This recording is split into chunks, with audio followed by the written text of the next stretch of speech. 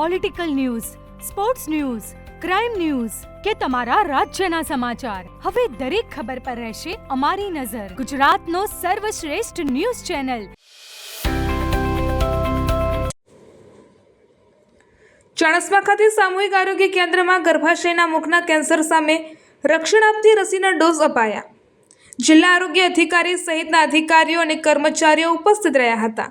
પાટણ જિલ્લા વહીવટીતંત્ર અને આરોગ્ય તંત્ર દ્વારા ગર્ભાશયના મુખના કેન્સર સામે રક્ષણ મેળવવા માટે HPV રસીકરણ અભિયાનનો સામૂહિક આરોગ્ય કેન્દ્ર ચાણસ્મા ખાતેથી શુભારંભ કરવામાં આવ્યો.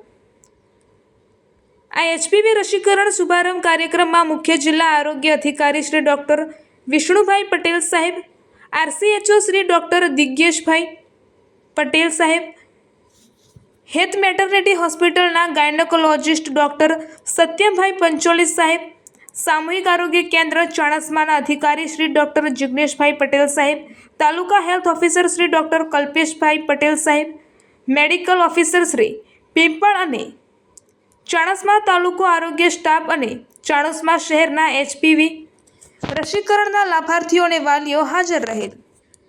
HPV રસીકરણ કાર્યક્રમ અંતર્ગત મુખ્ય જિલ્લા આરોગ્ય અધિકારી શ્રી ડૉક્ટર વિષ્ણુભાઈ પટેલ સાહેબ દ્વારા ગર્ભાશયના મુખના કેન્સર રોગ વિશે વિસ્તૃતમાં જાણકારી આપવામાં આવી અને HPV રસીકરણ તારીખ 1/1/2011થી 29/2/2012 સુધીની શાળાએ જતી અને શાળાએ ન જતી તમામ કિશોરીઓને SHC અને PHC સબ ડિસ્ટ્રિક્ટ હોસ્પિટલ અને ડિસ્ટ્રિક્ટ હોસ્પિટલ ખાતેથી વિનામૂલ્યે આપવામાં આવશે તેમ જણાવવામાં આવેલ અને વધુમાં જિલ્લાની તમામ જનતાને રસીકરણના અભિયાનમાં સહભાગી થવા અપીલ કરવામાં આવેલ. RCHO શ્રી ડૉક્ટર દિગ્યેશભાઈ પટેલ સાહેબ દ્વારા HPV રસીકરણનો એક જ ડોઝ ગર્ભાશયના મુખના કેન્સર સામે રક્ષણ મેળવવા માટે સંપૂર્ણ અસરકારક અને સુરક્ષિત છે તેમ જણાવેલ. ત્યારબાદ ચાણસ્મા શહેરની 15 કિશોરીઓને HPV રસીકરણ આપવામાં આવેલ અને રસીકરણ અભિયાનનો શુભારંભ કરવામાં આવેલ. રિપોર્ટર કમલેશ પટેલ, નિખિલ જોશી, જય કિશન પટેલ.